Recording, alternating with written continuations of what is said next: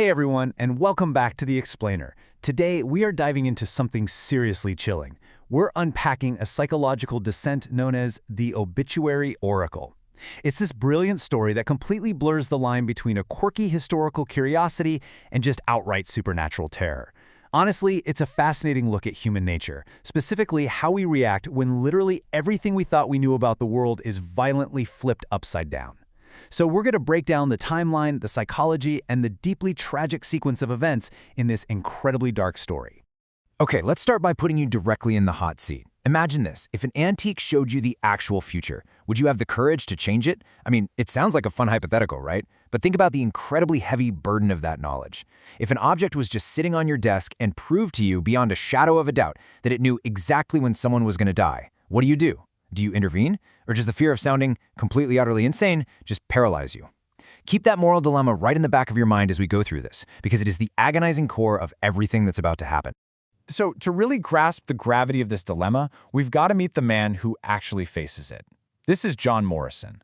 John is a 70-year-old genealogist living in Old Willow Creek, and he is a creature of absolute comfortable routine. His entire life is built around logic, historical records, and the quiet, cozy comfort of dusty paper. He spends his days tinkering with his local history blog, safely tucked away in the past. He's content, you know? But as we're going to see, this deep-seated reliance on logic and historical distance is exactly what makes his upcoming test so devastating.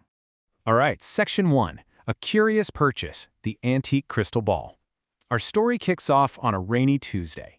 John makes his usual routine trip to his friend Art Olson's antique shop, and it's here that the comfortable rhythm of his life gets permanently derailed. He asks Art if anything new came in, and Art pulls out this small, tarnished wooden box. Inside, resting on faded velvet, is a smoky gray crystal ball. Now, if we trace the chain of custody for this artifact, it's basically a literal lineage of doom. Art explains he bought it from a woman named Sarah Finch. Sarah inherited it from her uncle, a traveling carnival mentalist from 1883 named Raymond. And Sarah practically gave the thing away because she claimed it would glow at night and radiate this awful negativity. So the ball goes from Raymond to Sarah to Art, and finally to John, who buys it because he's intrigued by a crumpled 1883 Chicago carnival bill tucked underneath it. So John takes this thing home, pops it on his polished oak desk right next to his family trees, and does what a genealogist does best. He starts digging. Within 3 days, his research leads him to an 1883 newspaper article. He finds a grainy portrait of Raymond, the mentalist, but the headline, that's what gives him a chill. It reads, "Raymond dies in mysterious circumstances. His career just ended abruptly. He was found dead in his apartment. The police ruled it a suicide, but the article hinted at some pretty dark rumors of foul play." Moving into Part 2, The Ghost of 1883, A Shattered Reality. Up to this exact moment, John is just a historian looking at a 142-year-old cold case. The ball is just a silent piece of glass. But that night, while John is hunched over his desk lamp, his entirely logical world just shatters. A flicker of movement catches his eye. The smoky gray glass isn't just reflecting the room anymore. It's actually pulsing with a soft internal glow. And then, the impossible happens. The terrifying reality of this object takes shape. A shimmering image forms deep inside it, almost like an old television screen flickering to life. It displays an obituary. And it's not just any obituary. It reads, "In loving memory of David Sullivan." But right below that name is the sepia-tone photo of the man John had just been researching, Raymond. The ball reveals Raymond's real name and confirms his death date, August 15, 1883. It matches the newspaper's mysterious circumstances perfectly. Let's break down why this is absolutely crucial. This singular event completely validates the oracle for John. The glowing image, the photo, every single detail matches his historical research. This is not a quirky antique catching the light. It's a macabre messenger. It just showed him the fate of the last person who owned it. A cold chill runs down John's spine because he realizes this isn't a coincidence. The ball is actively tracking the lineage of its past owners. Section 3. The 13-day countdown, a deadly prediction. Realizing he's now officially part of this chain of custody, John feels this cold dread settle in his stomach.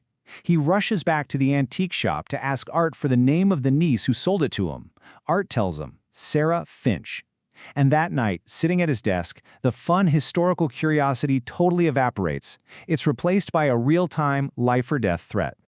The crystal ball pulses to life again, but there's no disbelief this time, just cold, stark terror. The glowing screen displays a brand new obituary, in loving memory of Sarah Finch, 47. The name he had just learned a few hours ago is now a lethal prediction. This isn't a history lesson anymore. The ball is warning him about someone who is currently alive, someone he could actually save. But here is the absolute kicker. The date. 13. The predicted date of Sarah's death is exactly 13 days from that very moment. A ticking clock has just been dropped right into the middle of John Morrison's quiet, predictable life. So the timeline plays out, and this creeping, suffocating dread just builds. On day one, he gets the vision. But remember, John is a genealogist. He's used to slow, methodical proof. He's completely paralyzed by his own logic. His brain is screaming that it's absolute madness to call up a total stranger and predict their death because a rock told him to. By day 6, he actually dials her number. But that fear of being the crazy old man wins out, and he hangs up after one ring. He decides to wait for more proof. But proof comes at a terrible cost. On day 13, in the cold rain, his clock radio glows 11:47 p.m. The local news cuts in. Sarah Finch, 47, died in a tragic accident on Highway 101. Exactly 13 days down to the hour. Part 4, The Price of Inaction, a new prediction. That name hits John like a physical punch to the gut. This profound, heavy grief washes over him.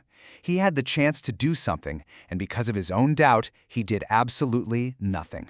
But the universe, or, well, this artifact, doesn't even give him time to mourn. Almost immediately, the grief is cut short by a new, even more terrifying countdown. The ball glows again. A new vision pulses to life. In loving memory of Arthur Olson, 75. I mean, the sheer horror of how this escalates. The ball has targeted Art, his friend, the friendly, weathered antique dealer who sold him the ball in the first place.